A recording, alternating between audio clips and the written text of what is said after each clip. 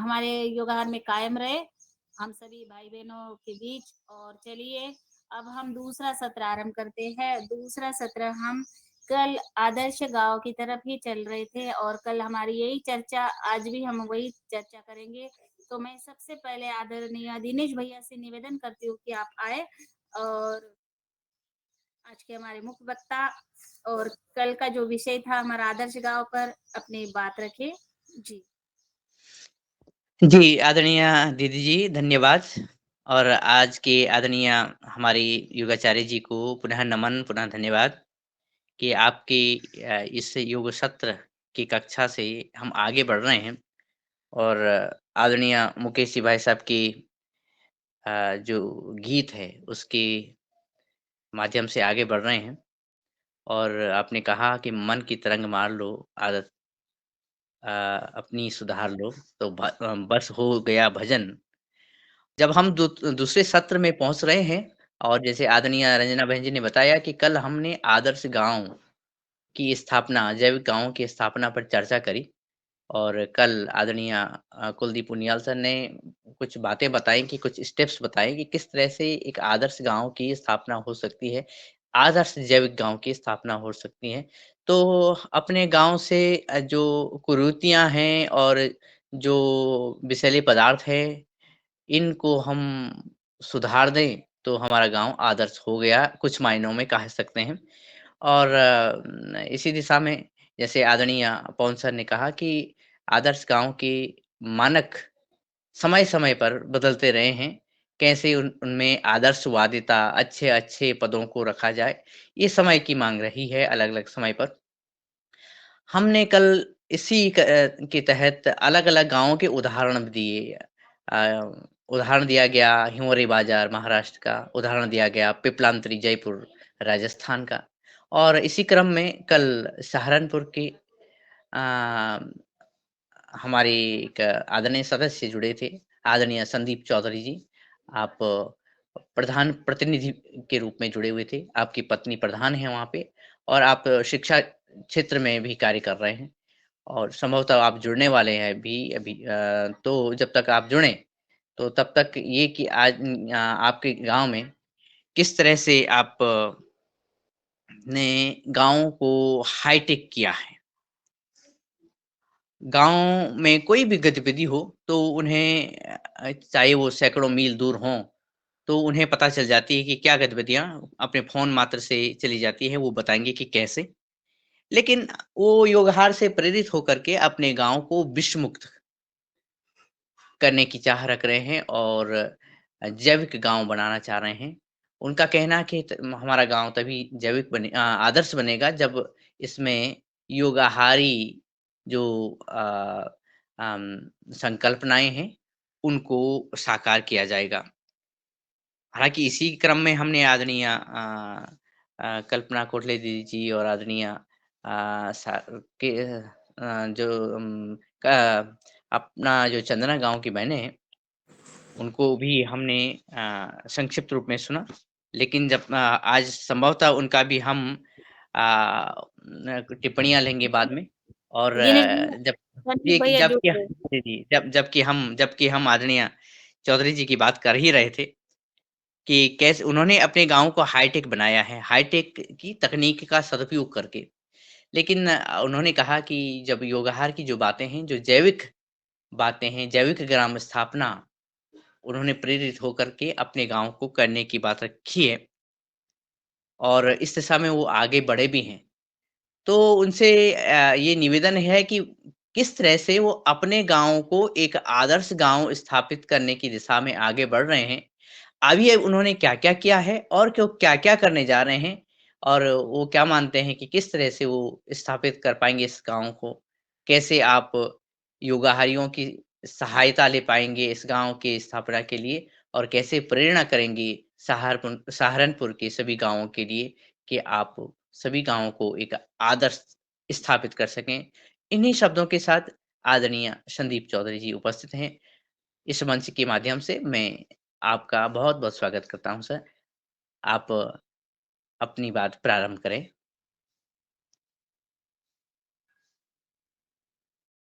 आप अनम्यूट हो जाइए, अभी माइक म्यूट। जी जी। प्रणाम ओम सभी को। मैं माफी चाहता हूं सबसे पहले लेट जुड़ने के लिए आप सभी से।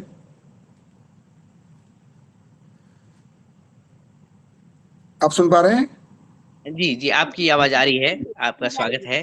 जी जी ओम जी। अभी मैं थोड़ा लेट हो गया था किसी कारणवश, बाई चांस कहीं सुबह सुबह 5 बजे जाता हूं मैं कहीं, और अनफॉर्चुनेटली मेरी स्कूटी की बैटरी वीक हो गई थी, इसलिए मैं टाइम से नहीं जुड़ पाया आपके सभी के साथ।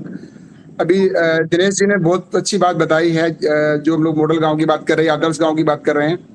हमारा एक बहुत छोटा सा गांव है जी, और हमारी चुनाव से पहले उस गांव को पहचान कर बताने के लिए भी हमें अपने थरोली को 4 बार बोलना पड़ता था कि थरोली है, झरोली है, खरोली क्या गांव है।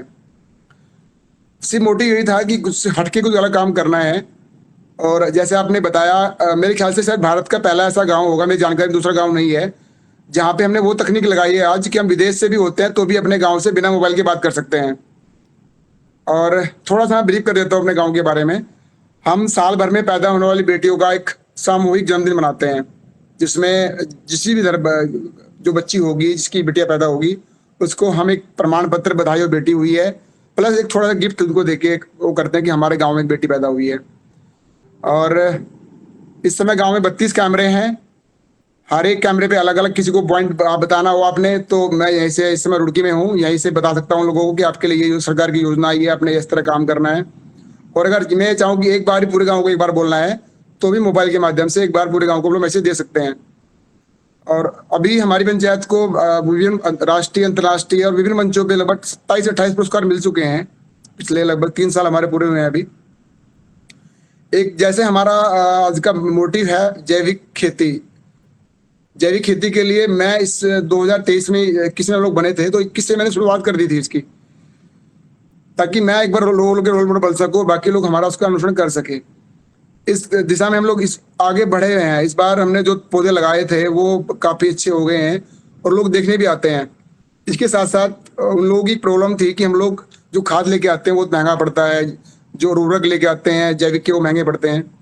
तो मैंने अपने उसी बगीचे में एक वर्मी कंपोस्ट का कार्य प्रारंभ कराया है, ताकि जो गांव का गोबर जो लोग आउटर में डाल देते थे, बाहर फेंक देते थे, वही गोबर उनसे मैंने खरीदा है कि आप लोग इसका, आपके लिए वेस्ट है ये, लेकिन हम आपको वेस्ट टू वेल्थ बना के देंगे। वो सारा का सारा गोबर हम लोग उनसे खरीद रहे हैं अभी, और अपने उसी जैविक जहाँ पे हम लोग कार्य कर रहे हैं वहीं पे वर्मी कंपोस्ट का हमने कार्य शुरू कर दिया है। अभी हमारे गांव के साथ साथ आसपास के गांव के लोग भी आते हैं कि यार ये आपके दिमाग में प्लानिंग आई कैसे, गोबर से तो लोग अब तो धीरे धीरे करने लगे, पहले करता ही नहीं था कोई कुछ भी। तो हमने क्या बनाया कि हमारे उसी खेत से वहीं पे जैविक खाद तैयार हो रही है और उसी में इस्तेमाल हो रही है। इवन इस बार हमने, हमारी पंचायत से पहली बार इस बार ऐसा हो कि 8 रुपए किलो का हम लोग इस बार सेल भी कर रहे हैं जैविक खाद को। अपनी जो पर्याप्त हमारी खपत थी उसके बाद जो एक्स्ट्रा बच रहा है तो सेल कर रहे हैं इस बार हम लोग। कल भी मैं गांव में जब गया था तो 4-5 किसानों से मेरी चर्चा हुई थी कि जैविक के लिए मैं पतंजलि गया था, मैं योगा आर्ट से जुड़ा हूँ, और मैं देखिए मैंने आप लोगों के लिए एक मॉडल बना के दिया है कि इससे कितना फायदा है। सबको पता है हर जगह कैंसर के पेशेंट बढ़ते जा रहे हैं या बीमारियां बढ़ती जा रही हैं। क्लोरोजेनिक दवाई होती है, उसको लोग सीधा सीधा गन्ने में डालते हैं, किसी में डालते हैं, सीधा जो भी डालते हैं वो सीधा हमारे अंदर ही प्रवेश करता है। इसी कड़ी में हमने भी प्रयास किया है कि अपनी पंचायत को हम लोग जैविक पंचायत बनाए, एक आदर्श पंचायत बनाए। हमारी पंचायत, आज मैं आपको बता दूं, एक छोटी सी पंचायत होने के बावजूद पीएम श्री माननीय मोदी जी का एक सपना था, उसमें हमारा गांव ऐड हो गया है। और एक आदर्श ग्राम पंचायत है जो सरकार के जो पैरामीटर्स होते हैं उसमें भी ऐड हो गया है, उस पर भी कार्य इस महीने चालू हो जाएगा। स्वच्छ भारत मिशन में अभी भी ऐड हुआ है, वो भी काम चालू हो जाएगा। तो सरकार की जितनी योजना हम लोग ले सकते थे वो सारी योजनाएं हमारी इंप्लीमेंट हो रही हैं इस बार। और जहां तक जैविक के मामले में आदर्श गांव है, यहाँ पे लोग पीछे रह जाते हैं। उनके पैरामीटर्स आदर्श गांव से सिर्फ यही होते हैं, सड़कें कितनी अच्छी हैं, लोगों के शौचालय कितने बने हैं, लोगों को पेंशन कितनी आ रही है।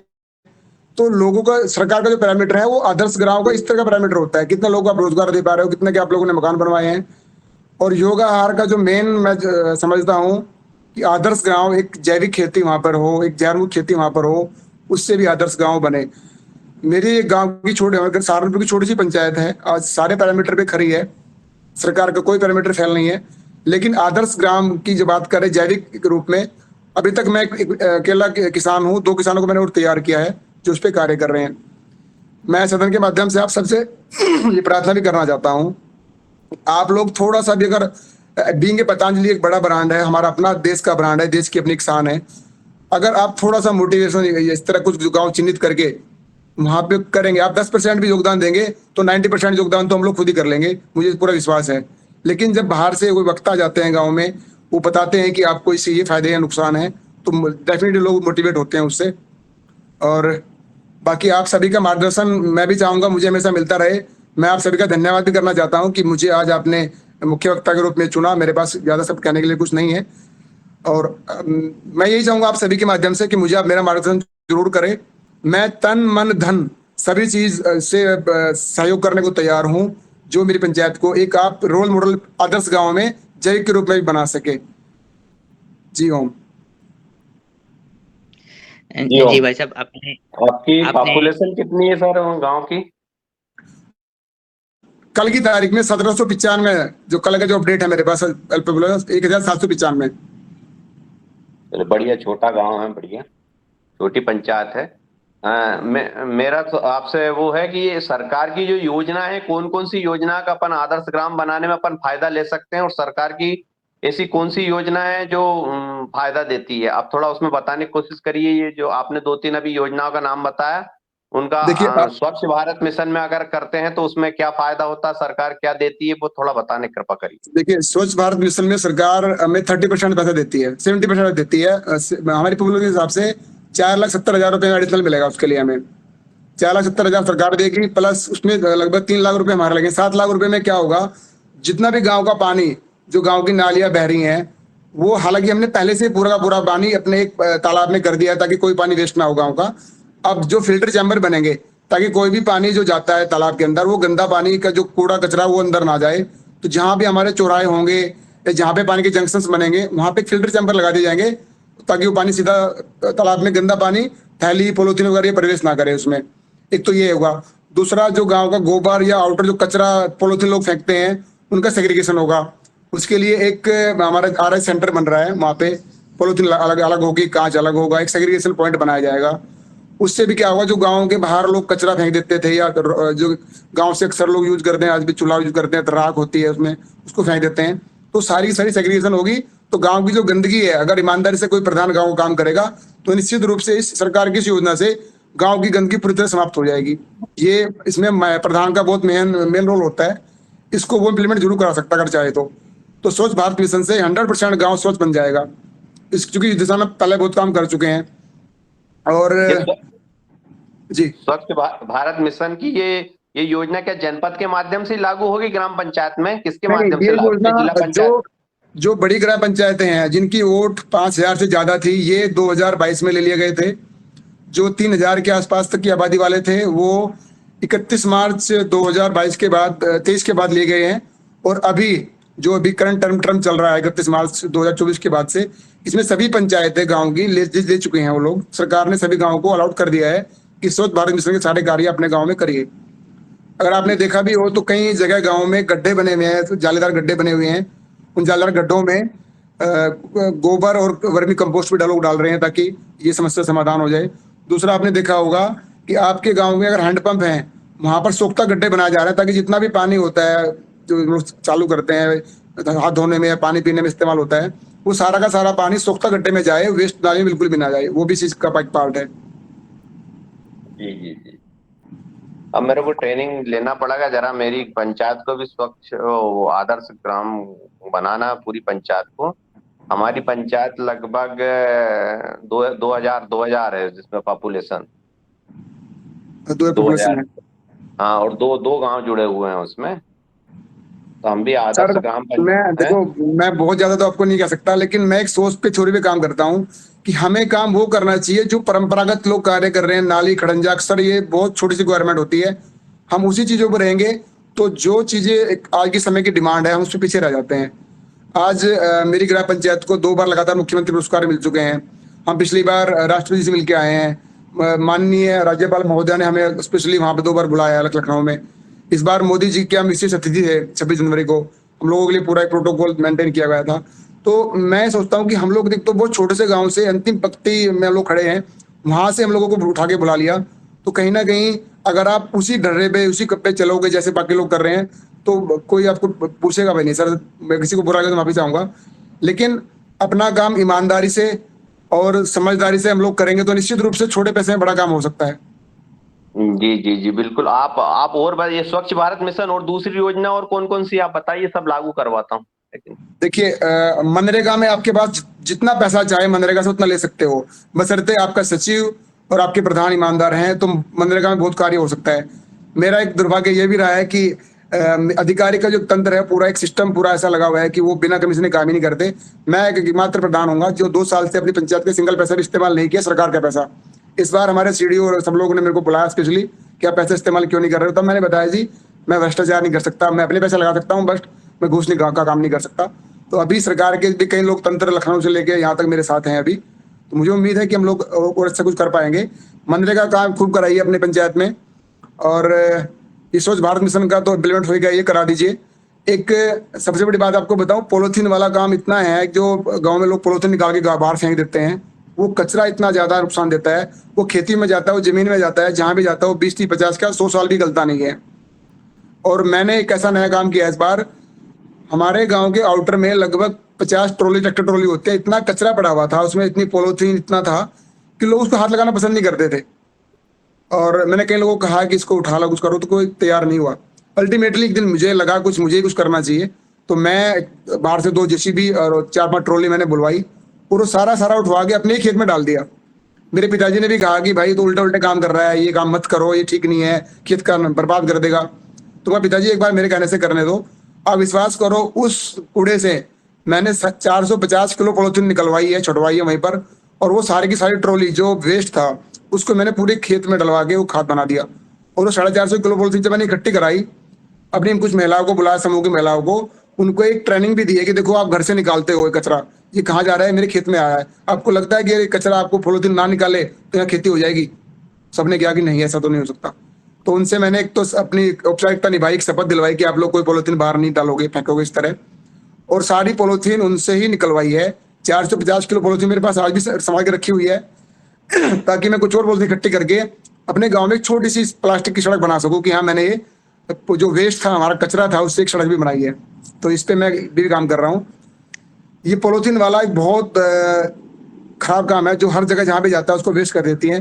तो सदन के माध्यम से मैं भी कहना चाहूंगा कि इसकी भी कैंपेन आप जरूर चलाइए कहीं भी, कि प्लास्टिक मुक्त भारत हो, प्लास्टिक मुक्त गाँव हो। जैविक गाँव जब बनेगा और खेत में पॉलीथीन जाएगी तो वो खेती को नुकसान भी देगी। जी, जैविक गांव बनाना तो बहुत टेढ़ी खीर है, ये बहुत बड़ा परिकल्पना है यानी, लेकिन जी। आदर्श ग्राम पंचायत अपन बना सकते हैं और उसमें कोशिश कर सकते हैं कि हर किसान, जो जैसे मान लो 100 किसान 200 किसान है गांव में, तो अपने खाने के लिए थोड़ा थोड़ा अनाज करे, वो एक बहुत बड़ी बात होगी। पूरा गांव तो जैविक नहीं हो सकता क्योंकि ये समय इतना खतरनाक है कि इसमें हर आदमी एडवांस बिल्कुल फटाफट काम चाहिए उसको, और जैविक करने के लिए बहुत कलेजा चाहिए और बहुत मेहनत चाहिए, धैर्य चाहिए, पेशेंस चाहिए, और सबसे बड़ी चीज तो मेहनत चाहिए। आज का व्यक्ति मेहनत नहीं करना चाहता, वो सब ऑटोमेटिक ही काम चाहता है बिल्कुल। तो ये जो जहर वाली दवाइयां हैं, ये तो फटाफट डिब्बा खोला डाला, जैविक में बनाना करना, ये करना, उसमें टाइम लगता है, तो आदमी तुकता नहीं है। ये है दिक्कत, मेन प्रॉब्लम प्रधान जी, ठीक है जी। कल मैं एक 2 बोर्ड वालों को ऑर्डर करके आया हूँ कि ग्राम पंचायत थरौली में जहर की खेती भी होती है, और लिखवा रहा हूँ मैं। तो सबको अच्छा लगता है कि अच्छी चीज लिखवाए, लेकिन कल मैं अपने बोर्ड वाले के बोल के आया हूँ कि यहाँ लिखो कि ग्राम पंचायत थरौली में जहर युक्त खेती भी होती है, जिसमें फलाने दवाइयाँ ये टोटली जहर है। ये बोर्ड मैं लगवा रहा हूँ अपनी पंचायत में, ताकि लोगों को पता लगे कि हाँ जहर का नुकसान कितना ज्यादा है। सबको पता लगे, करना कोई नहीं चाहता। तो ये मुझे लगता है कि उस दिन आप लोगों को, जब मैं पतंजलि में था, तो आप लोगों के विचार से ये मेरे मन में आया कि हम जहर को जहरी कहें तो 4 लोगों को और पता लगेगा कि हाँ कितनी अच्छी चीजें हैं, हम लोग जहर इस्तेमाल ना करें। और एक मेरी प्रार्थना हो रहा है आप सभी के माध्यम से, अपनी पंचायत में आप ना, टेक्नोलॉजी को, जमाना टेक्नोलॉजी का है, जो टेक्नोलॉजी मैंने अपनी पंचायत में लगाई है, आप कहीं भी रहें, देश विदेश कहीं भी रहें, अपने मोबाइल से भी कोई आपने मैसेज देना है, कोई आपको स्कीम बतानी है, तो इसका बड़ा एक इम्पैक्ट जाता है। जब किसी को बताते हो कि मेरी पंचायत में ऐसी टेक्नोलॉजी लगा रखी है कि हम विदेश में भी होते हैं तो अपने गाँव को बिना मोबाइल से अपने गाँव से बात कर सकते हैं, तो उसका एक बड़ा मैसेज आता है। कोई अधिकारी के पास भी जाता है तो वही बात सुनता है, इसने ऐसा क्या लगाया है। जब वो अट्रैक्ट आपकी तरफ अट्रैक्ट होता है तो ऑटोमेटिक 4 स्कीम आपको और बता देता है। अभी एक स्कीम आपको अभी और बताऊं, अभी पीएम सौर घर की स्कीम चल रही है। ये भी बहुत बढ़िया है कि किसी गांव को कार्बन न्यूट्रल पंचायत बनाने के लिए ये एक किस्म से ये भी जैविक कार्य ही है। अगर कोई पंचायत कार्बन न्यूट्रल पंचायत बन जाती है तो ये भी एक बड़ा काम है, जिसमें जो मोदी जी का सपना भी है।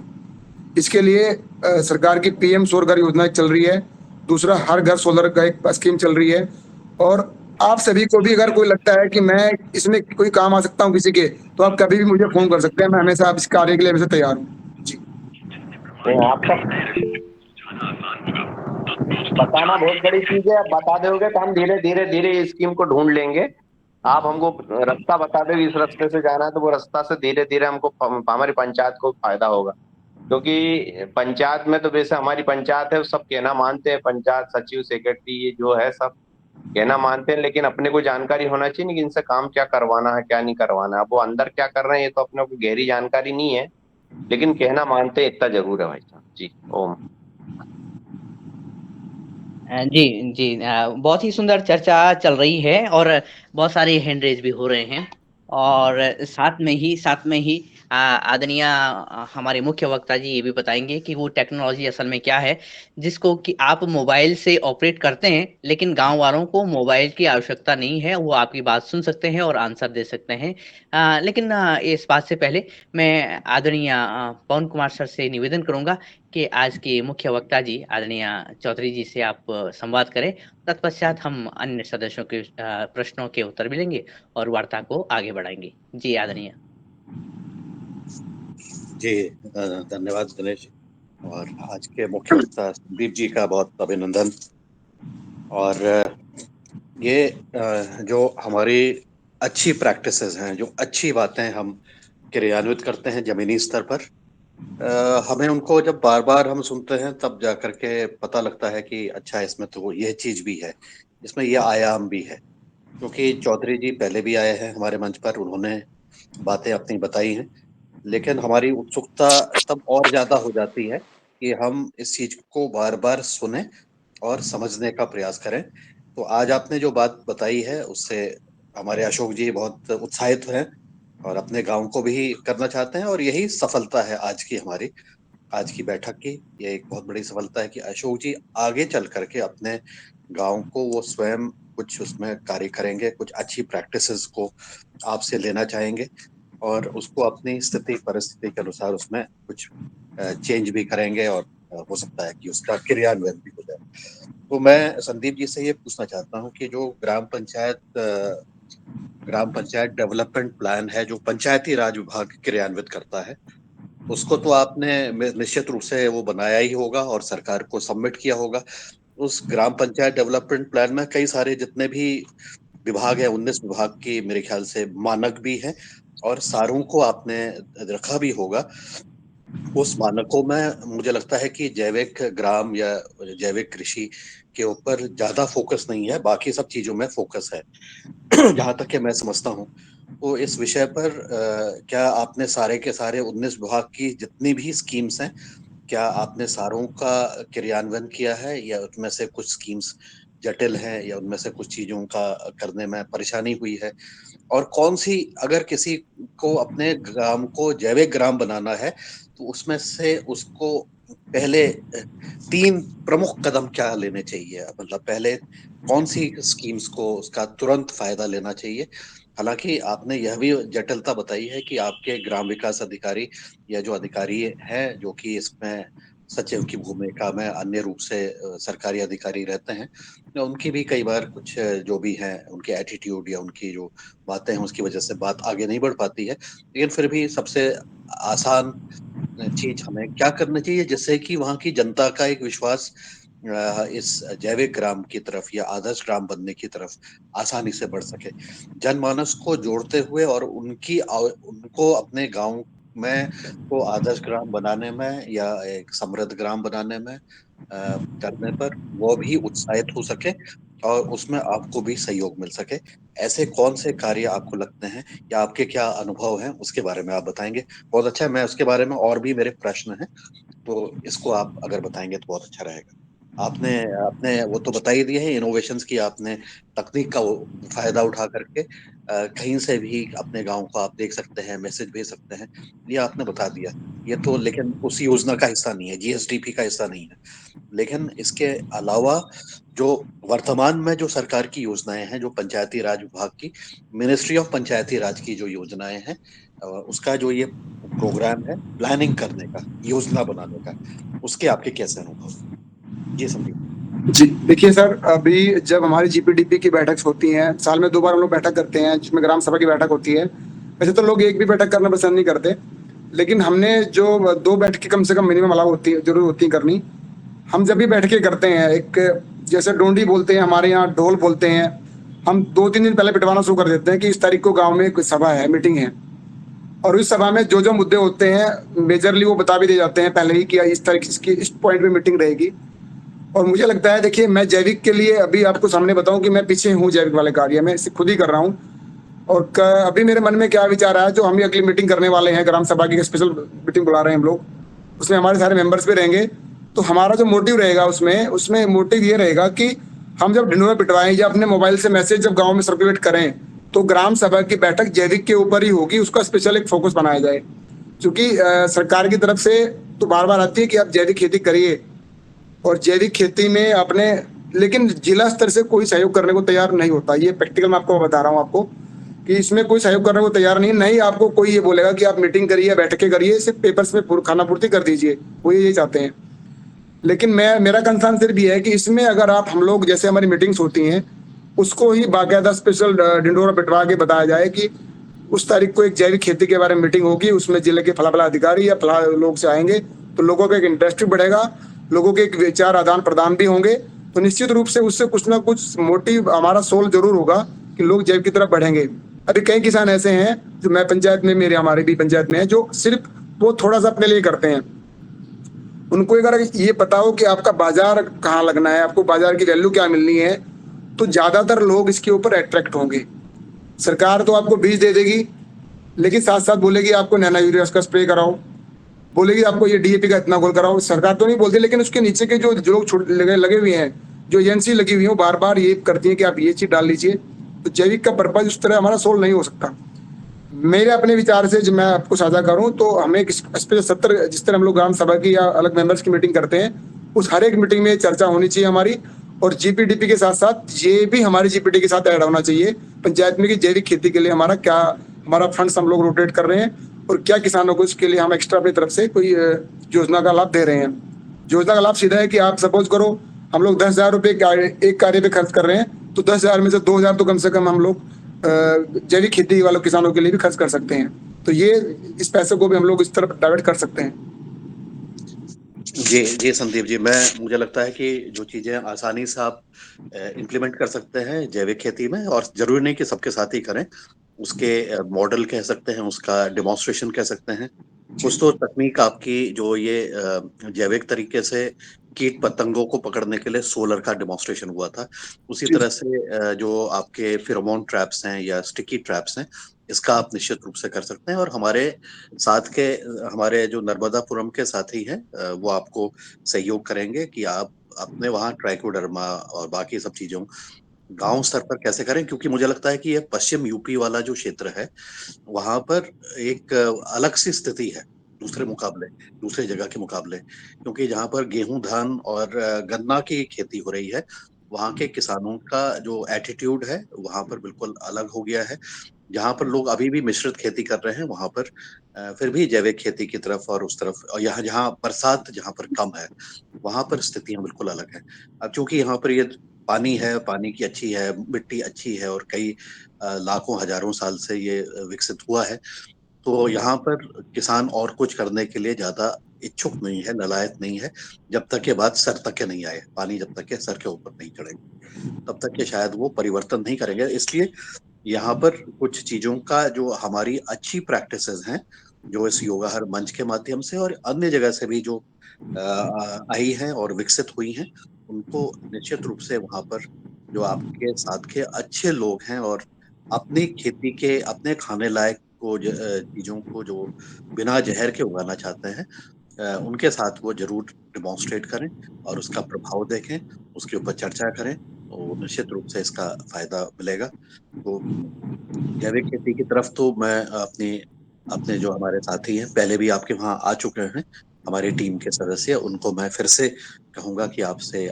मिले और आपसे जा करके करें। और अगर ग्राम पंचायत की जब बैठक होगी तो वो भी एक ऑब्जर्वर के रूप में, ये बोलने के लिए नहीं बल्कि सुनने के लिए कि वहां पर लोग क्या कह रहे हैं, उसका फीडबैक मिलेगा, तो हो सकता है कि उसकी साथ मिलकर के एक अच्छी रणनीति बनाई जा सकती है कि अब करना क्या है और कैसे करना है। क्योंकि जब तक के लोगों की बात नहीं सुनी जाए और उनके विचारों को जब तक के उनको प्रकट वो नहीं करते हैं, तो उनको भी बोलने का मौका देते हुए, केवल लेक्चर देने के लिए हम किसी को नहीं भेजेंगे, हम बात सुनने के लिए भेजेंगे। और कुछ इस तरह से इसमें धीरे-धीरे जो अच्छे कार्य हो रहे हैं, पूरे देश में बहुत अच्छे कार्य हो रहे हैं अलग-अलग जगह पर, उनमें से कुछ का आप ट्रायल कर लीजिएगा, जो भी यहाँ पर आप सामर्थ्य आपकी है और जो आप कर सकते हैं आसानी से, उसको ज़रूर करिए। और दूसरी बात वो ये है कि आपके वहाँ की मिट्टी की क्या स्थिति है, अगर उसकी टेस्टिंग हो गई है, तो कुछ टेस्टिंग हम भी इसको करा सकते हैं, कुछ मदद आपकी कर देंगे। और आपके गाँव स्तरीय आपके जो नक्शे हैं, मिट्टी के जो नक्शे हैं, उसको आपको बता सकते हैं, अपने रिज़ल्ट देने के बाद कि आपके गाँव की मिट्टी अलग-अलग उसमें उसकी स्थिति क्या है। तो मुझे लगता है कि पूरे इसमें जहाँ पर भी हमने देखा है, जो स्थिति है वो लाल हो गई है। जो चौराहे पर लाल बत्ती होती है ना, वैसी स्थिति आपके न्यूट्रिशन की हो गई है, पौधों की जो उपलब्धता है, पौधे मतलब न्यूट्रिशन की जो उपलब्धता है। और इसी तरह से आपका जो पानी है, वो भी खारा हो गया है। आपकी पीएच खारी हो गई है, एल्कलाइन हो गई है, और आपकी जो वो पानी है वो भी खारा हो गया है।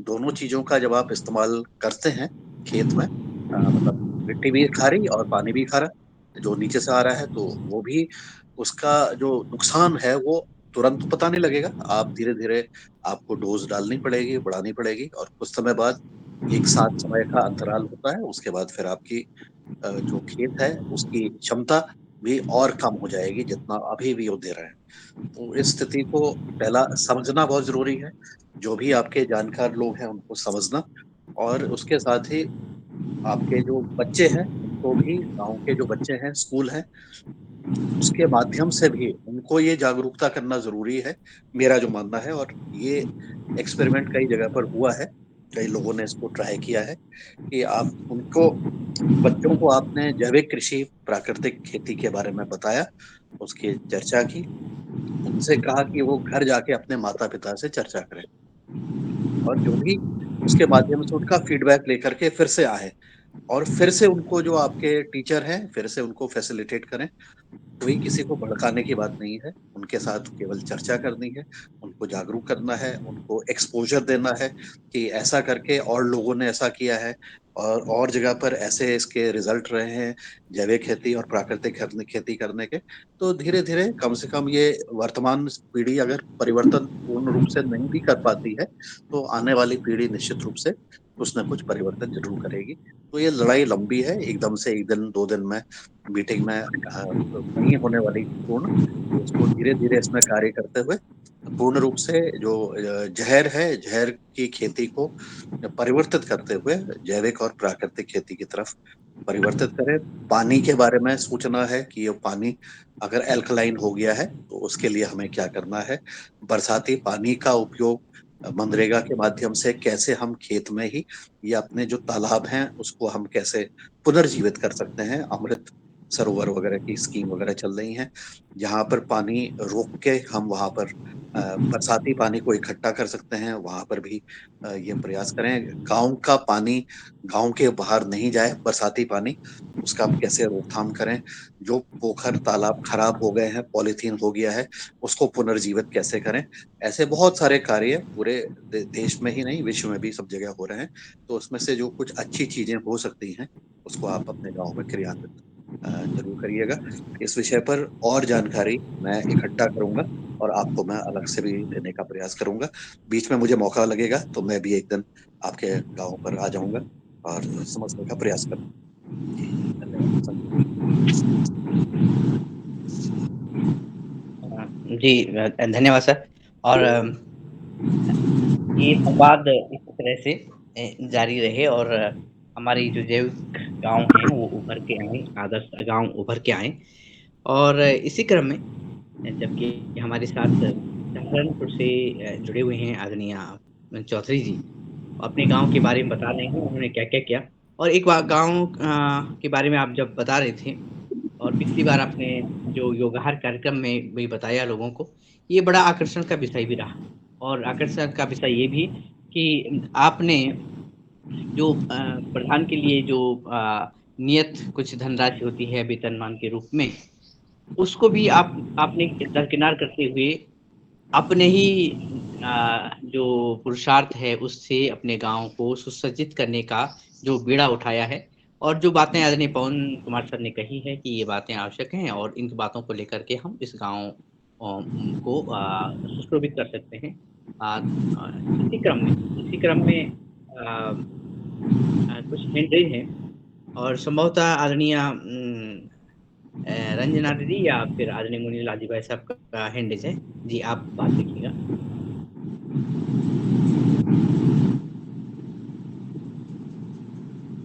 जी, जी। जी, धन्यवाद दिनेश भैया। बहुत ही सुंदर हमारे योगाहार मंच पर आदर्श गाँव पर चर्चा करने के लिए आदरणीय भैया संदीप भैया जी आए हैं और मैंने कल उनसे बात भी कर ली थी। तो बहुत ही सुंदर चर्चा हुई है, उन्होंने बहुत अच्छी जानकारी दे दी थी। अब मेरा भी एक जो पवन सर ने पूछा था वही मेरा एक सवाल था कि जो ग्राम पंचायत में ग्राम सभा आपकी होती है तो आपके कितने लोग सहमत होते हैं, कितने लोग आपके विरुद्ध भी होंगे, तो आपको कोई दिक्कत आती है? आप जो कार्य करते हैं उसमें क्या है नेगेटिव एनर्जी रहती है लोगों में और वो थोड़ा-सा आपको कोई परेशानी होती है इसमें? क्या आप बहुत अच्छे से इसको हैंडल करते हैं? किस प्रकार से आप हैंडल करते हैं गाँव की पंचायत में? और एक दूसरा सवाल मेरा ये है कि आप जो सब्जियाँ वगैरह जैविक सब्जियाँ उगाते हैं, तो आपकी मार्केटिंग किस प्रकार से होती है? आपका छोटा गाँव है, तो आप मार्केटिंग की क्या व्यवस्था है आपकी? कहाँ लेकर जाते हैं या गाँव में ही बेचते हैं? और मेरा एक तीसरा सवाल ये है कि आपका जो आपने बहुत ही अच्छे सभी पॉइंट पर बात रखी है। तीसरा मेरा ये है कि आपका जो एजुकेशन है, आपके यहाँ पर स्कूल की क्या स्थिति है? बच्चों को कैसे आप एजुकेशन से प्रभावित कर रहे हैं? कितने दिन तक आपके यहाँ स्कूल है? ये मेरे थोड़े से 3 पॉइंट थी, मेरे को जिज्ञासा थी, तो मैंने आपको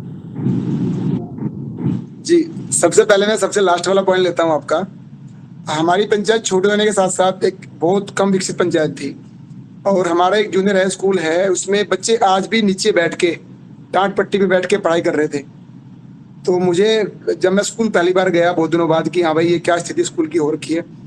मैंने बनने के 6-8 महीने बाद ही 90 बच्चों को बैठने के लिए पहली बार फर्नीचर दिया कि हाँ, ये कम से कम बच्चों को लगे कि हम किसी स्कूल में बैठ के पढ़ रहे हैं, पढ़ाई कर रहे हैं। और वो सारा जो फंड्स है वो सरकार का नहीं, वो अपनी तरफ से किया है कि ताकि मेरे बच्चों को नीचे ना बैठे। और एजुकेशन के पॉइंट से हमारे गांव में लाइब्रेरी, जो घर-घर लाइब्रेरी अब तो बननी शुरू हो गई हैं। जो बच्चे गांव के 1500-1500, 2-2 हज़ार रुपए जाके सहारनपुर सिटी में 1 घंटा जाने में, 1 घंटा आने में उनको लगता था, आधा घंटा लगता था और वहाँ पे पैसे दे के लोग पढ़ते थे। वो सारी फैसिलिटी मैंने, हमारी पंचायत भवन का एक बारात घर था बना हुआ है गाँव में, तो मैंने दिमाग लगाया यार ये बच्चियाँ बाहर जाती हैं, कई बार बहुत से बच्चे पढ़ भी नहीं पाती हैं, कई बार लड़के गरीब हैं, घर से बाहर पैसे दे भी नहीं पाते हैं, या गांव का जो पैसा है कम से कम वो गांव में ही रहे। तो मैंने एक लाइब्रेरी भी बनवाई है गांव में, जो सहारनपुर की पहली लाइब्रेरी है जो मैंने डेवलप कराई है और वो एक बहुत सुंदर हाईटेक लाइब्रेरी बनी है, इसमें इंटरनेट भी है और बच्चों के लिए LED भी हम लोग लगवा दिया है और 21 बच्चों के बैच पढ़ते हैं इसमें अब। और मैं आपको बताते खुशी हो रही है, उसी बैच के इस बार 2 बच्चों ने टॉप किया है। एक ने 10th में नंबर 1 बच्चा आया है वो, और एक 8th क्लास में नंबर 1, दोनों बच्चे आए हैं। तो मुझे बड़ी खुशी हुई, कल शाम को मुझे पता लगा है कि जो बच्चे लाइब्रेरी में पढ़ रहे थे उनसे इतने अच्छे उन लोगों को मिले हैं। और दूसरा आपने बताया था कि आपकी पंचायत में कैसे आप लोग हैंडल करते हो, विपक्ष के लोग भी होंगे। देखिए, जब चुनाव होता है ना, सबसे ज्यादा खराब चुनाव प्रधानी का, सरपंची का होता है। उस समय 2 गुट अलग अलग विवाद पैदा हो जाता है गाँव में। लेकिन जब मैं चुनाव जीत के आया, हमारी इस गांव की स्थिति ऐसी थी कि दोनों गांव में, हमारे 2 गांव हैं अलग अलग, दोनों गांव में लगभग 1.5 किलोमीटर का फासला है, कि गांव में 5-6 लाइटें जला करती थी कि 2 लाइट इधर 2 लाइट उधर, पूरा गांव डार्क जोन होता था। अब मैंने सोचा कि यार कैसे मैनेज करूं इसको, सबसे पहले अंधेरा गांव में नहीं होना चाहिए। मैंने 275 लाइट्स लगवाई, वो भी एलईडी बल्ब। लोग एलईडी लाइट लगाते हैं 4,500 की, मैंने मात्र 25 वाट और 30 वाट के 400 रुपए के बल्ब लगवाए हैं। और एक भी पोल ऐसा नहीं छोड़ा, चाहे पोल 50 फीट पे था 100 फीट पे था, जिस पोल पे लाइट्स ना लगी हो। और सबसे पहले शुरुआत किसी भी कार्य की वहां से की है, जो हमारे विपक्ष के थे, जो सामने बोलते थे कि चुनाव जीत गए तो हम ये कर देंगे, ऐसे ऐसे लोग थे। तो मैंने शुरुआत वहां से की। मैंने किसी को समझाया नहीं चुनाव जीतने के बाद कि मेरा नहीं है। अब वो लोग 2 4 6 महीने तो लोग करते रहे ऐसे कि हाँ भाई प्रधान दूसरी पक्ष का, दूसरी पार्टी का है। आज गांव की स्थिति ऐसी, पूरा गांव न्यूट्रल है। प्रधान के लिए पूरा गांव एक है और उनके लिए पूरा गांव पूरा मैं हूँ अब आज की तारीख में। तो ये विपक्ष वाली स्थिति हमने खत्म ही कर दी। जिस दिन प्रधान के या सरपंच के मन में यह आएगा कि मेरे विपक्षी हैं, तो वहां पे मतभेद बढ़ते चले जाते हैं। इस तरह की समस्या का समाधान मुझे बिल्कुल नहीं करना पड़ रहा, क्योंकि शुरुआत जो माइंड में थी मैंने वहीं से की है जहां से चीजें आ सकती थी। आज हमारी पंचायत में पहली बार ऐसा हुआ है कि जो सड़कें हैं वो आरसीसी टाइल्स की बननी शुरू हो गई हैं, वो भी रंग बिरंगी। जब वो इस बार दिखाई देगी जिले में कि पहली पंचायत है जहाँ पे इतनी सड़कें टाइलों की हो गई हैं, तो एक अलग मैसेज जाएगा। पंचायत की मीटिंग होती है तो सबसे पहले फोन उनको करता हूँ कि भैया आप लोग आ जाओ, दूसरे विपक्ष को। तो ये विपक्ष वाला चुनौती खत्म ही हो गई मेरे लिए कि कोई सामने मेरा इतना विरोध करे। और एक चीज में क्वेश्चन और था आपका, मुझे मैं दोबारा बताएंगे प्लीज, कोई है तो। जी जी, आप वो सब्जियां वगैरह उगाते हैं, आप अनाज भी उगाते हैं, तो फिर आपकी मार्केटिंग कैसी होती है? देखिए अभी हम लोग इस वाले मटेरियल को कोई सेल नहीं कर रहे हैं बाहर। पिछली बार जो हमारा बगीचा था पूरा 10 बीघे का, उसमें जितना भी फल हुआ है वो सारा फल हमने फ्री ऑफ कॉस्ट डोनेट किया सबको, कि ये देखिए ये हमारा फ्री ऑफ कॉस्ट है, लेकिन ये जहर मुक्त है। इस बार इसको हम प्रोडक्शन में लेके आ रहे हैं। इस बार जो हमारा बरसात से शुरू हो जाएगा, जो इस बार इसको हम शुरू कर रहे हैं। और इसके लिए हमारी सिटी नजदीक है। मैंने जितने भी हमारे जिले के बड़े अधिकारी हैं सबको मैसेज ड्रॉप कर दिया है कि हमारे यहाँ इस बार जैविक खेती हो रही है। चुनाव के बाद हमारे डीएम आ भी रहे हैं गाँव में, जैसे आचार संहिता खत्म हो जाएगी तो उसके लिए स्पेशली आ भी रहे हैं। और प्रमोट करने के लिए सिटी नजदीक है, तो हमारी सारी की सारी फसल ऑफिसर्स कॉलोनी में या उन जगह बिक जाएगी इजीली। लेकिन इसको मार्केट में बेचना बड़ा टफ है। आप साई मंडी लेके चले जाएं, वहां पे सेल आउट कर सके, तो आज की तारीख में आप जैविक लेके जाओ या नॉन जैविक लेके जाओ, आपको अगर किसी का खीरा 5 रुपए किलो बिकना है तो 5 रुपए किलो का ही दाम मिलना है उसको। मंडी में ऐसा कोई सिस्टम नहीं है कि वहां से आपको जैविक के नाम से वो आपको खरीद ले। ये सिर्फ ट्रस्ट लेवल की बात है कि जिन लोगों को ट्रस्ट है वही आपसे जैविक खरीद सकते हैं, मैं जहां तक मेरा अपना ओपिनियन है। जी जी जी, बहुत सुंदर, बहुत बहुत धन्यवाद आदरणीय संदीप भैया। क्योंकि क्या है, जो आदर्श ग्राम की कल्पना जिनके मन में रहती है उनको जो है ना, आपने बहुत अच्छे से आज बता दिया। जो अपने मार्गदर्शन दिया, आपका मैं बहुत बहुत धन्यवाद करती हूँ। जी धन्यवाद। जी, निश्चित ही आदर्श ग्राम, आदर्श जैविक ग्राम, ये जो हमारी परिकल्पना है और ये संकल्पनाओं को हम साकार रूप देने जा रहे हैं या हमने दिया है, जितना भी दिया है। उससे पहले एक आदर्श ग्राम प्रधान, आदर्श सरपंच की भी संकल्पना आपने सिद्ध की है और आप बधाई के पात्र हैं। और इस मंच के माध्यम से आपको बहुत सारी शुभकामनाएँ हैं, बहुत सारी तालियाँ। और इसी क्रम में जबकि बहुत सारे हैंड रेज़ हो रहे हैं, मैं आदरणीय रंजना दीदी से निवेदन करूँगा कि कृपया आप एक-एक करके सभी आदरणीय सदस्यों का प्रश्न लें और जी इस तरह से हम आगे बढ़ेंगे। जी। जी दिनेश भैया, जी मैं आगे आदरणीय मिथिलेश सिंह बहन जी को मैं सादर निवेदन करती हूँ, अपना सवाल करें। जी जी ओम, सदन को नमन वंदन। आज की योग कक्षा हमारी बहुत ऊर्जा से भरपूर थी और हमारे जो आज के मुख्य अतिथि संदीप चौधरी जी, तो आप सहारनपुर जिले से बिलोंग करते हैं? जी जी मैडम, मेरा सहारनपुर से। जी जी मैं आपकी बातें बड़े ध्यान से सुन रही थी। मैं मुजफ्फरनगर से हूँ और मेरा भी देखो बहुत जो आपने बताया पॉलीथीन पे, उस पे कार्य कर रही हूँ और जैविक के प्रति मेरा भी बहुत अधिक रुझान है। और ये जानकर के मुझे बहुत हर्ष हुआ कि पश्चिम में कोई बहुत अच्छे से इस पॉइंट पर कार्य कर रहा है। तो सदन की समय का मर्यादा को ध्यान रखते हुए मैं आपसे आपका नंबर चाहूंगी, ताकि आपसे मैं जैसे जैसे मुझे जरूरत पड़ेगी मैं आपसे अपनी समस्याओं का समाधान लेती रहूंगी। तो आप अपना नंबर बोल दीजिए। 73 73 510 510 10 10 127। 127। मैं रिपीट करता हूँ, 73 510 10127। जी जी जी, धन्यवाद। और इसमें ना हमारी प्लास्टिक वाले कौन से कार्य हमने किए हैं, पानी के ऊपर हमने क्या कार्य किया है, वो मल्टीपल जितने भी कार्य हैं सारे वो मेरे यूट्यूब पे मिल जाएंगे। आप अगर THAROLI डालेंगे, थरोली, तो जो हमने TH थोड़ा बहुत THAROLI, जी, RO जी जी थरोली, संदीप थरोली डालेंगे तो आपको सारी चीज मिल जाएंगी। और हमने अपनी पंचायत में 7 तालाब बनाए हैं, जो हमारी पंचायत की जो पानी की रिक्वायरमेंट है उससे ज्यादा हम वर्षा का जल संचय कर लेते हैं। और ये जल शक्ति मंत्रालय ने स्पेशली पोस्ट किया है अपनी वॉल पे कि छोटी सी पंचायत ने किया बड़ा कार्य, ऐसा एक थीम उन्होंने डाली थी। जल शक्ति मंत्रालय, पंचायत राज मिनिस्ट्री, ये 5-6 बार हमारी पंचायत को अपनी वॉल पे पोस्ट कर चुके हैं। नमामि गंगे, इन सब लोगों ने हमारा वो किया है। जी ओम, धन्यवाद। जी जी धन्यवाद। और मैं आगे आदरणीय कल्पना बहन जी बालाघाट से है, मैं उनको निवेदन करती हूँ आप अपना सवाल करें। जी कल्पना जी।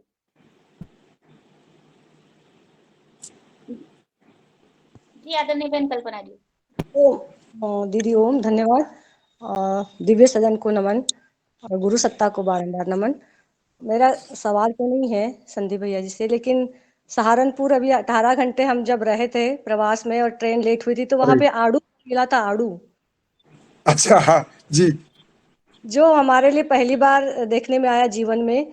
और एक किसान के पास से ले, क्योंकि काफी लंबा टाइम हम बिताए वहां पे, तो एक किसान स्टेशन के पास में आए थे एक टोकरे में लेके साइकिल से, तो उनके पास से लिए। हमको लगा कि शायद इन्होंने ज्यादा दवाइयाँ नहीं डाला होगा, तो शायद ये मेड़ों पे होता होगा, बड़ा सा पेड़ होता होगा, उन हमको तो नहीं पता।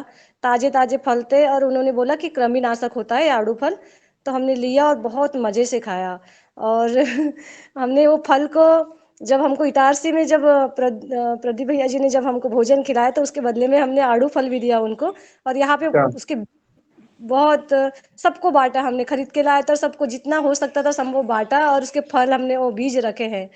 और आपने जो टेक्निक बताई आधुनिक ग्राम में जो हाई टेक्निक से, जो अपने बिना मोबाइल से आप ग्राम में सबको बात हो जाती है, बातचीत हो जाती है, इस प्रकार से बताया आपने, तो कैसी कौन सी टेक्निक है, बहुत उत्सुकता हो रही है।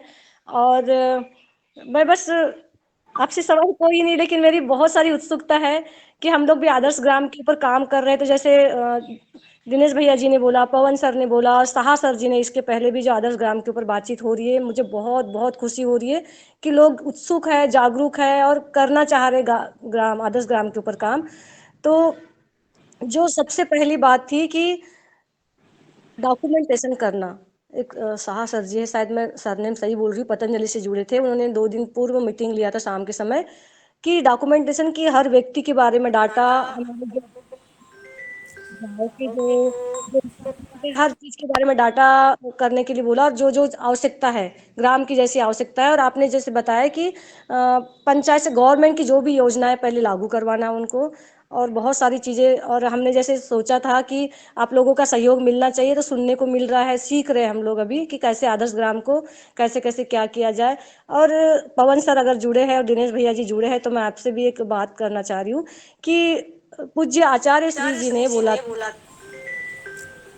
हर प्रदेश वालों को मैं वहां पे जगह दूंगा पहाड़ों में, और हर प्रदेश वाइज आप वहां पे खेती करेंगे, और मुझे कुछ नहीं चाहिए, वो खेती का जो भी होगा आप ले जाओगे, लेकिन आप कैसे कैसे खेती करेंगे आप मुझे बताना करके। तो वो मुझे बहुत उत्सुकता है कि प्रदेश वाइज वो जगह देंगे हमको पहाड़ों में, और हर प्रदेश के एकजुटता के सभी एकीकृत कृषि करेंगे वहाँ पे, सभी की टेक्निक वहाँ पे यूज करेंगे, हाई टेक्निक भी, परंपरागत भी, और सब। तो वो भी बात मुझे बहुत लुभावनी हो रही है कि कब वो क्षण आएगा।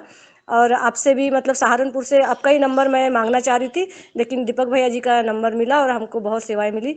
और आदर्श ग्राम के लिए आपने अभी बताया था कि शिक्षा में भी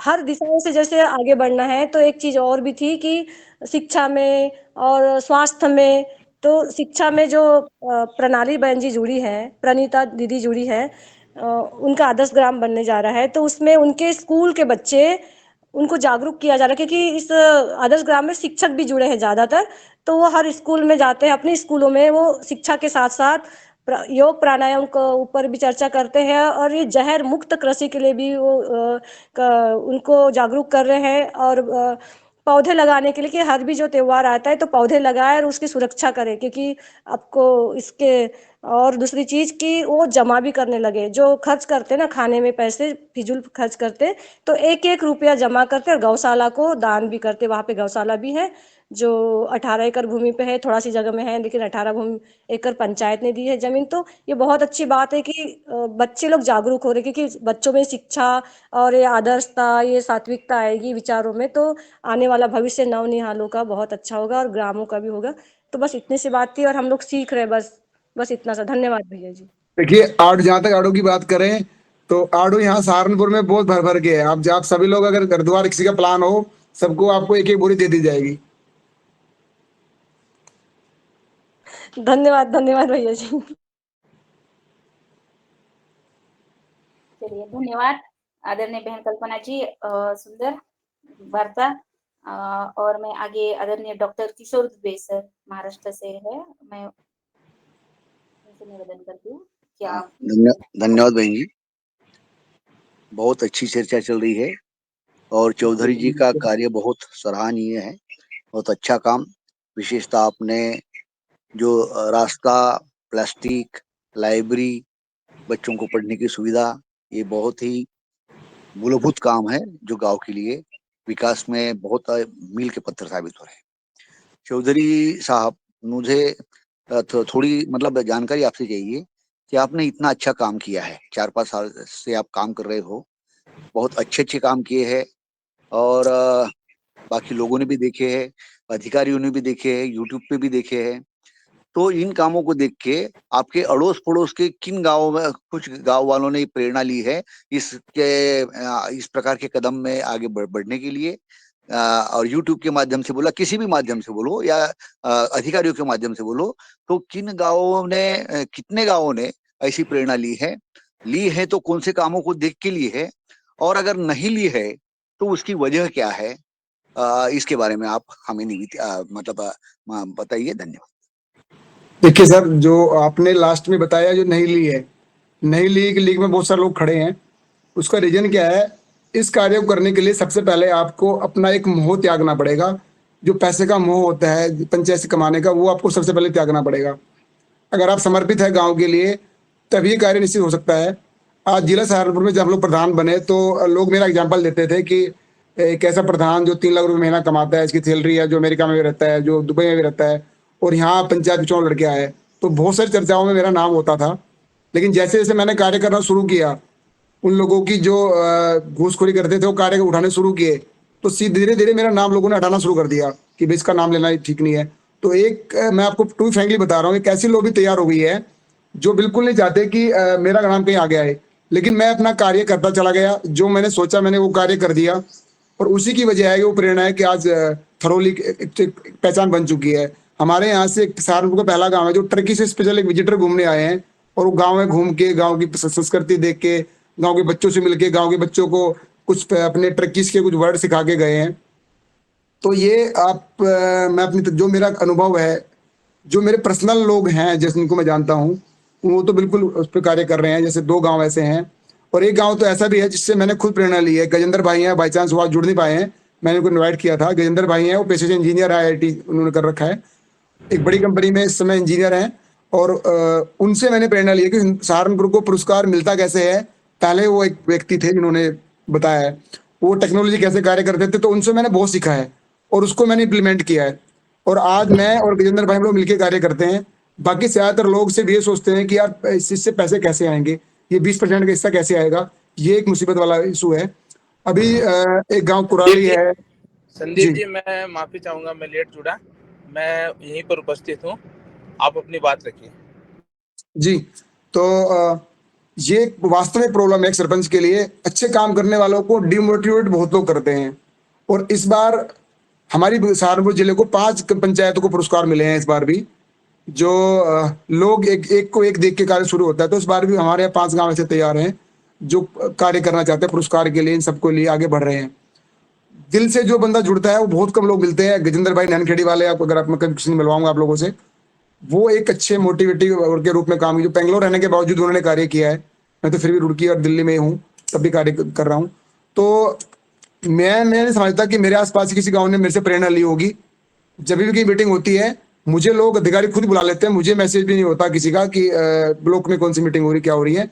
बट जो शीर्ष लेवल है, जो मेरे काम देखते हैं, वो मुझे स्पेशली बुला लेते हैं कि आप उसमें वक्ता हो पाइए। तो ये एक माइनस पॉइंट है सर इसका। विकास के साथ विकास आगे टाइम में कितना विकास बहुत कम लोग पसंद करते हैं। लोगों को चाहिए होता है कि उन्हीं के माहौल में ढल जाओ, उन्हीं की तरह कार्य करो, तो आप बहुत अच्छे लगोगे। जी धन्यवाद। जी जी जी, धन्यवाद आदरणीय दुबे सर। और मैं आगे आदरणीय रमेश चंद्र मेहरा जी भाई साहब ने हैंड राइज किया था, वो कुछ पूछना चाहते थे, अगर सदन में है। आदरणीय रमेश चंद्र मेहरा जी भाई साहब, आपकी आवाज आ रही है? जी ओम, सदन को नमन।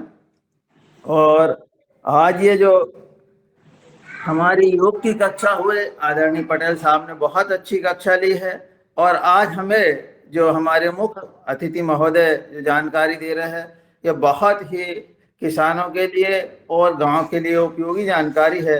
निश्चित रूप से यदि हम, जैसा कि उन्होंने बताया है, शासकीय कर्मचारियों के साथ मिल करके और दृढ़ता से काम करेंगे तो निश्चित रूप से सफलता मिलेगी। ऐसा प्रयोग हमने अपने गांव में पहले 1998 में ऐसा किया था और उसका हमें लाभ भी मिला है।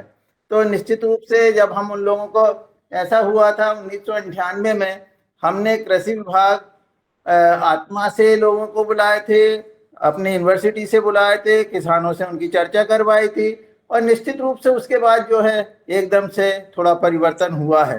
तो इस तरह से निश्चित रूप से यदि हम कुछ काम करते हैं तो उसका परिणाम आता है। जी ओम, धन्यवाद।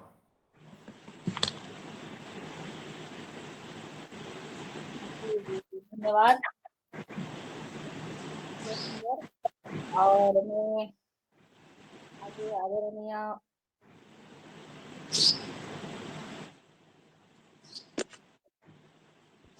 हमारे सदन में जुड़े गजेंद्र जी को बुला लीजिए, जो संदीप जी के साथी हैं, उनके भी बात सुन लेते हैं। जी जी, गजेंद्र पवार जी है जुड़े। आदरणीय भैया, आपका स्वागत है। गजेंद्र भाई, सभी को मेरा नमस्कार। बहन जी, बहुत बहुत नमस्कार। आप लोगों ने मुझे बोलने का यहाँ मौका दिया। मैं क्षमा चाहता हूँ, मैं लेट इस कॉल से जुड़ पाया। और मैं थोड़ा सा संदीप भाई जी के बारे में भी बताना चाहता हूँ। प्रेरणा ठीक शब्द है कि किसी न किसी से ली जाती है, पर कई बार अधिकतर कुछ लोग सेल्फ मोटिवेटेड होते हैं। इन्होंने जिस गति से और जिस निष्ठा ईमानदारी से अपनी ग्राम पंचायत को इस स्तर तक पहुंचाया, जिसमें हर तरह की सुविधाएं आज ग्राम पंचायत में, मॉडल ग्राम पंचायत में मौजूद होती हैं, उसमें रखी गई हैं, तो वो सराहनीय है। मैंने हाईटेक ग्राम पंचायत के काफ़ी सारे मॉडल्स पे काम किया है, जिसमें जल संचयन भी होता है, जिसमें ऑर्गेनिक खेती भी है, एक इको टूरिज्म से जुड़ी हुई एक्टिविटी भी जिसमें रखी जाती हैं। तो उनका अगर थ्रोली को उस मानक पर मैं देखता हूं तो काफ़ी हद तक थ्रोली ने अपने आप को स्टेब्लिश कर लिया है। परंतु ये बात सत्य है कि ये सब कुछ जब कोई व्यक्ति करता है तो दृढ़ निश्चय के साथ खुद ही करता है। कभी सरकार की तरफ से या फिर ग्रामीण प्रवेश में होता है कि अक्सर कम ही लोग मदद कर पाते हैं जब व्यक्ति स्टार्टिंग में होता है, शुरुआत में होता है। परंतु मुझे गर्व है इस बात का कि हमारे सहारनपुर का कोई ग्राम पंचायत बहुत आगे इस चीज़ को लेके आए थे। जैविक खेती के जहाँ तक प्रश्न है, हम लोगों ने 2015 में अपने यहाँ नैनखेड़ी में शुरू किया था, और हम लोगों ने इसी मॉडल आधारित खेती को हमने बहुत सारे सब्जी से लगा के फल तक हम लोगों ने अपने यहाँ पे प्रोड्यूस कराए। और जगह जगह एक्सपोर्ट कराए। हम लोगों का ज़्यादातर कार्य ऐप बेस आधारित हमने अपने जो प्रोड्यूस हैं, अपने जितने भी हमने प्रोडक्शन की है उसको जगह जगह तक पहुंचाया। यही कारण था कि जो टमाटर 5 रुपए किलो मार्केट में मिलता है, हमारे यहाँ से 140 रुपए किलो जाता था। और इसी वजह से नैनखेड़ी में जो मॉडल हमने स्टार्ट किया था, वो यस ऑफ कोर्स हम लोगों ने पहले काफ़ी जगह उसको कनेक्ट कराया। जैसे हम लोग, हमारा जो प्रोड्यूस है वो पहले सिटी सहारनपुर तक आता था, फिर उसके बाद वो दिल्ली तक किसी न किसी रेफरेंस से आने लगा। उसके बाद हम लोगों ने उसको जब हमने देखा कोरोना आ गया है, हम लोग फल को नहीं बेच पा रहे हैं या मैंगो को नहीं बेच पा रहे हैं, तो हमने मैंगो को, उसको रो मैंगो को पिकल में कन्वर्ट कर दिया। करेले थे या करेले का पिकल बना दिया। इसी तरह बाकी चीज़ों को भी हमने पिकल में कन्वर्ट कर दिया।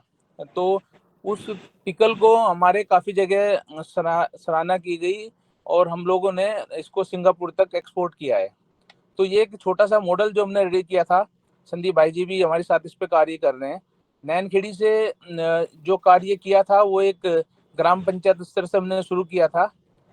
जल संचयन में भी हमने काफ़ी कार्य किया और मुझे लगता है कि इको टूरिज्म एक हमारा ऐसा चैप्टर था जो विलेज टूरिज्म हमने यहाँ पे 2019 में डेवलप किया था, 2018 में, जिसके अंतर्गत हमारे पास लगभग 4 टूरिस्ट हमारे गांव में आए। एक टूरिस्ट थे जो इटली से, एक लड़की थी, उन्होंने वो स्टूडेंट एक्सचेंज प्रोग्राम में कभी इंडिया आई थी। उसके बाद उन्होंने अपनी थीसिस के लिए इंडिया चुना और स्पेशली एक पंचायत चुनी और उसका उनका जो सब्जेक्ट था क्लाइमेट चेंजिंग और ऑर्गेनिक फार्मिंग, नेचुरल फार्मिंग। तो इन सब्जेक्ट पे वो उसने अपने यहाँ हमारे यहाँ रिसर्च की, लगभग 1 मंथ हमारे यहाँ में रही और उसका रिजल्ट ये निकला कि उनकी थीसिस कंप्लीट हुई वहाँ पर और उनको डिग्री अवॉर्डेड हुई। तो मुझे लगता है हम गर्व के साथ कहते हैं कि जो ग्राम पंचायत अपने आप को मोटिवेट करके इस तरह के कार्य करना चाहती है, तो निश्चित तौर से बाधाएं तो आएंगी, परंतु दृढ़ इच्छा से अगर करते हैं तो वो उनको सफलता अवश्य मिलती है। आज हम लोग मिलजुल के थ्रोली के साथ इकट्ठे इन चीज़ों में कंधे से कंधा मिलाकर चल रहे हैं। नैनखेड़ी यस ऑफ कोर्स हमारा एक मॉडल था और वो आज भी मॉडल है, परंतु उसके साथ साथ बाकी सारे गांव थ्रोली के बाद ही विकसित हुए, क्योंकि जब उन्होंने देखा कि थ्रोली में चौहों तरफ से कार्य हो रहा है, केवल एक ग्राम पंचायत डेवलपमेंट में सड़क और नालियाँ नहीं आती, उसके साथ साथ बच्चों की शिक्षा, नारी शिक्षा और ऑर्गेनिक खेती, इको टूरिज्म और बहुत सारी फैसिलिटी जो एक हाईटेक ग्राम पंचायत के रूप में देनी चाहिए सरकार को, वो थ्रोली में विकसित हो चुकी है। तो इससे लगभग हमारे यहाँ के 17 से 18 गांव अब तक मॉडल ग्राम पंचायत में डेवलप हो चुके हैं और प्रशासन ने कई बार सराहा है कि जिस तरह का डेवलपमेंट ये लोग थ्रोली में ले रहे हैं, ये इस तरह का डेवलपमेंट बाकी ग्राम पंचायत में भी आना चाहिए। तो मैं आप सभी का अंत में धन्यवाद करता हूँ। आप सभी ने मुझे मौका दिया और अगली बार जब भी एक कोई विषय रखा जाएगा तो मैं ज़रूर इस पर एक विस्तृत और अच्छे से प्रेजेंटेबल चीज़ें देने की कोशिश करूँगा। और संदीप भाई जी और सभी इन लोगों का, बहन जी का, सबका बहुत-बहुत धन्यवाद। आगे भी मैं इस कार्यक्रम से जुड़ा रहूँगा। नमस्कार, धन्यवाद जी। धन्यवाद आदरणीय भैया। और मैं आगे आदरणीय, अगर पवन कुमार सर कुछ बोलना चाहते हैं, अपनी बात रखना चाहते हो तो मैं सादर निवेदन करती हूँ। जी, बहुत बहुत धन्यवाद संदीप जी और उनके साथी गजेंद्र जी का। आपका टीम वर्क इसमें दिखाई दे रहा है कि आप लोगों ने साथ मिलकर के काम किया है। इस टीम वर्क को बहुत बहुत बधाई। और इस टीम वर्क जो है सब जगह पर जहां पर भी लोग काम करना चाहते हैं जैविक ग्राम, आदर्श ग्राम की तरफ, और उसके विभिन्न आयामों के ऊपर अपनी टीम बनाना बहुत जरूरी है। जमीनी स्तर पर जब टीम बनेगी और टीम के विचार, लोगों के विचार एक दूसरे से मिलते हैं, पहले विचार बनाना जरूरी है, फिर टीम वर्क के साथ काम करते हुए हर एक समस्या का, हर एक गतिविधि का एक एक करके, एक एक कदम बाय कदम उसका समाधान करते हुए आगे बढ़ते जाएंगे। कोई रोकने की कोई बात नहीं है। समस्याएं आएंगी लेकिन उनसे पार पा लिया जाएगा, मेरा ऐसा पूर्ण मानना है। और कुछ चीजों में ज्यादा समस्या आती हैं, कुछ चीजें आसानी से हो जाती हैं, जो भी परिस्थिति होती है। तो आप लोगों को इस काम करने के लिए बहुत बहुत बधाई, बहुत बहुत शुभकामनाएं। आगे और अच्छे तरह से काम करें और आपसे प्रेरणा पा करके हमारे इस योगाहर सदस्य उसके लोग आकर के आपसे सीखें और एक दूसरे का हमारा आदान प्रदान निरंतर चला रहे। आगे एक दिन गजेंद्र जी अपना प्रेजेंटेशन आप कर लेंगे तो हमारे साथियों को एक नया आयाम मिलेगा, नई तरह से सोचने का मौका मिलेगा और इस चीज को आगे ले जाने की तरफ सब लोग प्रेरित होंगे। आप सबका बहुत बहुत धन्यवाद। रंजना जी, आप आगे जाइए फिर। जी ओम संदीप भाई जी, मैं दोबारा से कह रही हूँ, मैं शायद मैंने नंबर नोट जो है ठीक से नहीं किया। आप दोबारा से मुझे नंबर नोट करा दीजिए, क्योंकि वो मैंने ट्राई किया तो वो कुछ और नाम आ रहा है ट्रू कॉलर पे। 73 जी 73 510 जी 10 जी 127। जी, थैंक यू। जी धन्यवाद। और गजेंद्र भैया जी का फिर से हैंड राइज है। जी भाई साहब, आप स्वागत है। जी बहन जी, मैं एक चीज और रखना चाहता था। संदीप भाई जी ने एक प्रश्न किया था कि जो हमारे प्रोड्यूस है उनका एक अच्छा मूल्य मार्केट में नहीं आता। सरकार की तरफ से हम मानते हैं कि कोई सुविधा इस तरह की प्रदान अभी नहीं की जा रही है। पेपर वर्क है, परंतु धरातल पे नहीं है। परंतु हमने एक ऐप के माध्यम से जब 2018 में अपना ये कार्य लोगों के सामने रखा, तो हमारा एक ऐप है ये मेरा गाँव, एक वेबसाइट है ये मेरा गाँव.in। तो इसके ऊपर हम लोगों ने जगह-जगह डॉक्टर्स या फिर एक जो अच्छी फैमिली है जो उसको प्रोड्यूस को जो है आराम से ले सकते हैं, फाइनेंशियली मजबूत हैं, उन लोगों के सामने रखा और उन्होंने काफ़ी सराहा। तो मुझे लगता है कि इस तरह की हम लोगों को थोड़ा-सा वेबसाइट के तौर से, टेक्निकल तौर से, ऐप के माध्यम से एक छोटा-सा एडवर्टाइज़मेंट स्टार्ट करना पड़ेगा, सभी जगह करना पड़ेगा जब हम कोई कार्य करते हैं। क्योंकि जब तक हमें कोई चीज़ हमारे है वो दूसरे को नहीं पता है, सोशल सिस्टम में नहीं आ रही है या फिर ये कह सकते हैं कि एडवर्टाइज़मेंट के तौर से हम लोगों तक नहीं पहुँच रही है, तब तक उसका मूल्य हमें नहीं मिल पाता। तो ये पहला कार्य है जो हमें बताना है कि हम लोग क्या उगा रहे हैं। और इसके साथ-साथ हमने एक और एक्सपेरिमेंट किया था, जो अभी हम दोबारा से शुरू कर रहे हैं, वो है लोगों को ऑर्गेनिक उगाओ, ऑर्गेनिक खाओ या नेचुरल फार्मिंग करो और शुद्ध खाओ। तो उसमें हम लोग क्या करते हैं कि जगह-जगह मोटिवेट करके उनका जिनका बगीचा होता है उनको हम पौधे पहुँचाते हैं और उनके बगीचे में ही हम पौधे उगाते हैं। हम लोग कहते हैं कि उसके लिए स्टार्टिंग तौर से हम हेल्प करते हैं, बाद में उसका मेंटेनेंस हमें कर लेते हैं और उनकी छत पर हम लोग गमलों के अंदर पौधे लगवा देते हैं। अगर कोई फार्मर है जिसके पास 200 फीट के आसपास की जगह होती है, बगीचा होता है गाँव में, तो हम उसको प्रोत्साहित करते हैं कि इस तरह के एक्टिविटी में वो हमसे पौधे ले और अपने आंगन में लगाए और जब उसका बीज हो जाए तो हमें बीज के रूप में वो वापस कर दे। जैसे लौकी होती है, कुछ कई चीज़ें होती हैं, करेला होता है, इनके बीज होते हैं, तो हम उनसे सीड के रूप में वापस ले लेते हैं। तो इस तरह का कोई भी कार्य अगर हमसे जुड़ा कोई चाहेगा, तो हम उनको सीड या फिर पौधे उपलब्ध करा देंगे।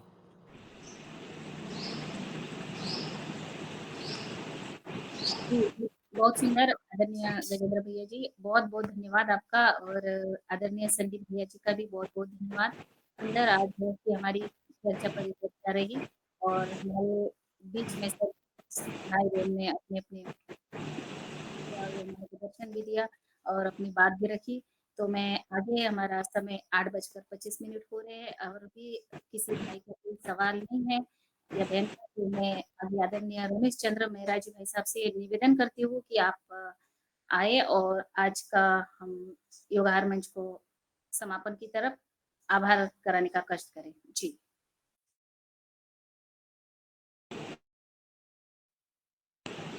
आदरणीय रमेश चंद्र मेहरा जी भाई साहब।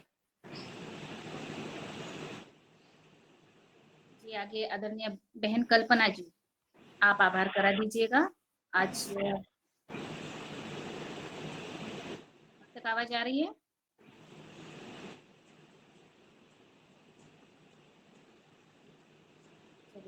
ठीक है, कोई बात नहीं। बहन कल्पना जी तक, आदरणीय रमेश चंद्र मेहरा जी भाई सब तक मेरी आवाज नहीं जा रही है। और अब समापन की तरफ चलते हैं। आज की हमारी योग की कक्षा बहुत सुंदर है। आदरणीय अशोक पटेल जी भैया ने बहुत अच्छे से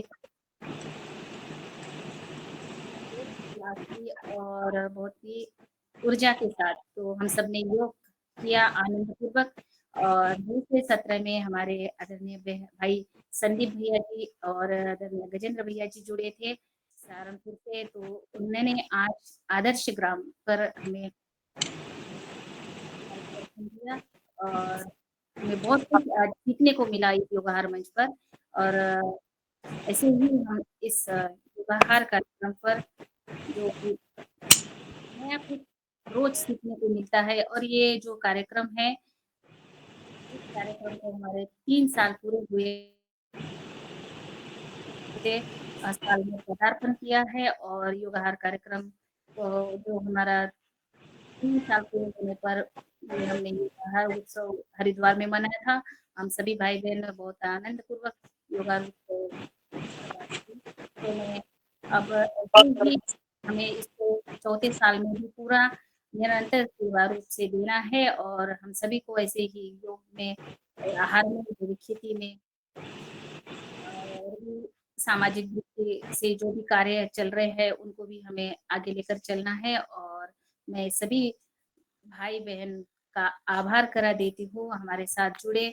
सुबह 5:30 से आदरणीय अनिल राय जी, आदरणीय भगवान दास कुशवाहा जी, आदरणीय दिनेश सेमवाल जी, आदरणीय डॉक्टर किशोर दुबे जी, आदरणीय गजेंद्र पवार जी भैया, आदरणीय कल्पना कोटले जी, आदरणीय कविता रानी जी, आदरणीय कृष्ण कुमार जी, आदरणीय मिथिलेश सिंह जी, आदरणीय एमएल गौर जी, आदरणीय नागेंद्र लोधी जी, आदरणीय निर्मला जोशी जी, आदरणीय पवन कुमार सर, आदरणीय PFSP से हमारे भाई, आदरणीय प्रणाली मराठी जी, आदरणीय प्रणीता साकरे जी, आदरणीय राजेश्री कुशवाहा जी, आदरणीय राकेश गौर जी, आदरणीय रमेश चंद्र मेहरा जी, आदरणीय रूप सिंह राजपूत जी, आदरणीय संदीप चौधरी जी, आदरणीय सीमा पांडे जी, आदरणीय सुशील गौर जी, आदरणीय शरद भैया, आदरणीय उमाशंकर प्रसाद, आदरणीय वैशाली विनायक जी, आदरणीय विनोद भट्ट सर, आप सभी का बहुत बहुत मनपूर्वक धन्यवाद, आभार।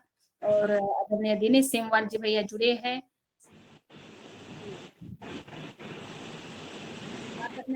हाँ जी, मैं जुड़ा हुआ हूँ, निरंतर सुन रहा हूँ आप सभी को। बहुत ही अच्छा चर्चा चली और आगे की संभावनाएं कि हम किस तरह से कार्य कर सकते हैं।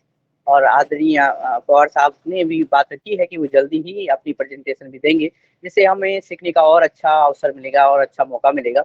आज आदरणीय भाई साहब आए, उन्होंने ये बातें रखी, लेकिन ये बातें अभी कुछ ही बातें रखी गई हैं, बहुत सारी बातें अभी रखी जानी चाहिए, जरूरी हैं, जिससे सीखने और समझने का ये रवैया, ये सिलसिला आगे बढ़े।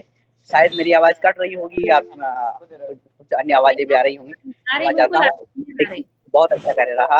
आपको मेरी तरफ से भी बहुत बहुत धन्यवाद। सभी आदरणीय सदस्यों को प्रणाम नमन जी, बहुत बहुत धन्यवाद। और जी धन्यवाद आदरणीय संदीप भैया जी का जी, कि उन्होंने समय निकाला और योगाहार मंच पर अपनी बात रखने के लिए आ गए। आपका मैं बहुत बहुत धन्यवाद करती हूँ। मेरी एक प्रार्थना आप सभी से, आप सारी योगाहार की टीम एक बार थरोली जरूर आइए। जरूर हम थरौली के रास्ते पे ही हैं, कभी भी आ सकते हैं भाई साहब। स्वागत है आपका, जरूर आइएगा प्लीज। रुड़की में अक्सर मिलता हूँ, मैं रुड़की मिलता हूँ, दिल्ली मिलता हूँ या थरौली ऑन कॉल मिलता हूँ, आप जरूर आइएगा। जी, बहुत सुंदर भैया आपने निवेदन किया है और हम सब अगले बार आ जाएंगे। दिनेश भैया ये सब संभालते हैं, कैसे जाना है क्या करना है, ये हम सबको लेकर चलेंगे। जी दिनेश भैया, चलिए बहुत सुंदर। कल मिलते हैं नए योग शिक्षक, नए मुक्त वक्ता के